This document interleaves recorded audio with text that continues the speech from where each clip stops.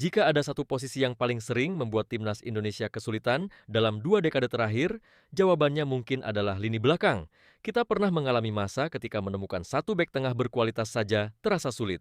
Kita pernah berada di titik di mana cedera satu pemain inti bisa mengubah kekuatan tim secara drastis. Namun hari ini, situasinya berubah total. Indonesia tidak lagi kekurangan bek, Indonesia justru memiliki terlalu banyak bek berkualitas. Ada Elkan Bagot, Justin Hubner, Rizky Ridho, Jay Idzes, Mace Hilgers, Calvin Verdong, Kevin Dix, Sandy Walsh, Shane Patinama. Belum lagi generasi muda seperti Matthew Baker dan Donny Tri Pamungkas yang perlahan mulai mengetuk pintu tim utama. Dan pertanyaannya kini bukan lagi siapa yang cukup bagus untuk bermain.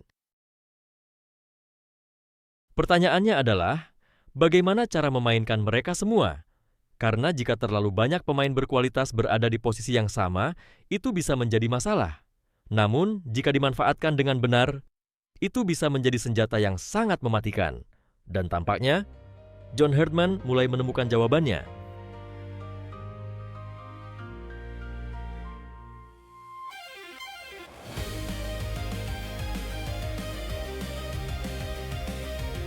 Bukan kelebihan bek, tapi kelebihan pemain modern.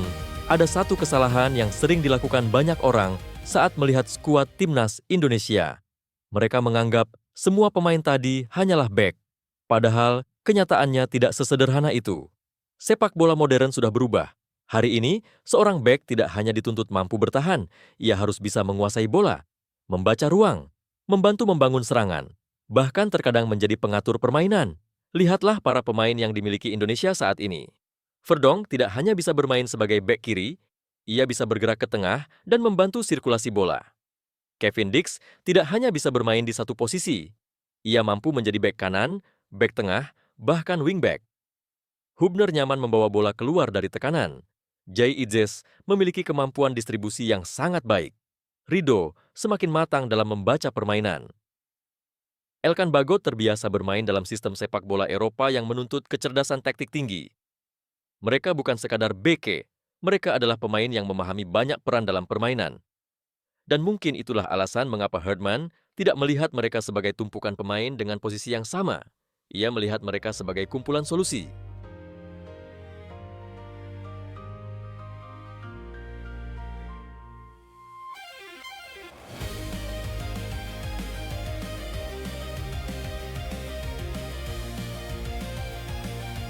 Saat formasi hanyalah titik awal. Ketika pertandingan dimulai, kita sering melihat susunan pemain yang tertulis di layar televisi. 3 bek, 4 bek, 5 bek, namun dalam sepak bola modern, formasi seringkali hanyalah titik awal. Karena yang benar-benar penting adalah apa yang terjadi setelah bola mulai bergulir. Timnas Indonesia saat ini memiliki banyak pemain yang mampu berpindah fungsi tanpa harus diganti. Saat bertahan, mereka bisa membentuk blok yang rapat. Saat menguasai bola, beberapa pemain bergerak naik. Yang tadinya bek menjadi gelandang, yang tadinya menjaga sisi lapangan masuk ke area tengah, yang tadinya bertahan mulai membantu serangan, dan semua perubahan itu terjadi secara alami, tanpa terlihat kacau, tanpa kehilangan keseimbangan. Inilah yang membuat Indonesia mulai terlihat berbeda. Tim ini tidak lagi bermain dengan posisi yang kaku. Tim ini mulai bermain dengan prinsip dan fungsi. Ketika absennya pemain inti tidak lagi menjadi masalah besar. Salah satu tanda bahwa sebuah tim mulai berkembang adalah ketika mereka tidak terlalu bergantung pada satu pemain. Dan Indonesia mulai menunjukkan tanda-tanda itu. Bayangkan situasinya, Jay Idzes absen karena cedera. Mace Hilgers juga tidak tersedia. Dalam kondisi seperti itu, banyak tim akan mengalami penurunan kualitas yang signifikan. Namun, Indonesia masih mampu menurunkan pemain-pemain berkualitas lainnya. Masih ada Hubner, masih ada Ridho, masih ada Verdong, masih ada Dix, masih ada Bagot, masih ada Walsh, belum lagi pemain muda yang terus berkembang dan siap memberikan persaingan. Untuk pertama kalinya dalam waktu yang sangat lama, kedalaman skuad di lini belakang menjadi salah satu kekuatan terbesar timnas Indonesia. Dan itu adalah kemewahan yang jarang dimiliki. Herdman tidak sedang mencari bek terbaik, mungkin disinilah letak perubahan cara berpikir yang paling penting. John Herdman tampaknya tidak sedang mencari siapa bek terbaik. Ia sedang mencari kombinasi terbaik. Karena dalam sepak bola modern, 11 pemain hebat belum tentu membentuk tim hebat. Yang dibutuhkan adalah 11 pemain yang saling melengkapi. Ada pemain yang kuat dalam duel udara, Ada yang cepat menutup ruang, ada yang mampu mengalirkan bola, ada yang nyaman bergerak ke area tengah, ada yang mampu membantu serangan, dan ketika semua kemampuan itu disatukan, lahirlah sebuah sistem. Sistem yang tidak bergantung pada satu nama. Sistem yang tetap berjalan meskipun satu atau dua pemain tidak tersedia.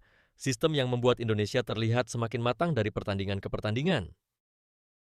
Masalah lama itu akhirnya berubah menjadi keuntungan dulu. Melimpahnya pemain di satu posisi mungkin dianggap sebagai masalah. Siapa yang dicadangkan, siapa yang dimainkan, siapa yang harus mengalah. Namun hari ini, kita mulai melihat sisi lain dari situasi tersebut. Persaingan membuat kualitas meningkat. Rotasi membuat tim tetap segar. Cedera tidak lagi terlalu mengkhawatirkan. Dan yang terpenting, Indonesia memiliki fleksibilitas taktik yang jauh lebih besar dibandingkan sebelumnya. Karena setiap pertandingan membutuhkan pendekatan yang berbeda. Dan memiliki banyak pemain bertahan modern memberi pelatih lebih banyak pilihan untuk beradaptasi. Indonesia bermimpi memiliki lini belakang yang kuat. Hari ini, mimpi itu mungkin telah terwujud. Bukan hanya karena hadirnya satu atau dua pemain berkualitas, tetapi karena Indonesia kini memiliki banyak pemain bertahan yang mampu bermain dalam berbagai peran. Elkan Bagot, Justin Hubner, Rizky Ridho, Jay Itzes, Miss Hilgers, Calvin Verdonk, Kevin Dix, Sandy Walsh, Shane Patinama, Matthew Baker, Donny Tripamungkas. Nama-nama itu bukan sekadar daftar pemain. Mereka adalah bukti bahwa wajah timnas Indonesia sedang berubah. Dan mungkin, untuk pertama kalinya dalam sejarah modern timnas Indonesia, lini belakang bukan lagi area yang membuat kita khawatir, justru menjadi fondasi yang membuat kita optimis. Karena ternyata, melimpahnya bek bukanlah masalah yang harus diselesaikan, melainkan kekuatan yang harus dimanfaatkan. Dan tampaknya, solusi itu akhirnya sudah ditemukan.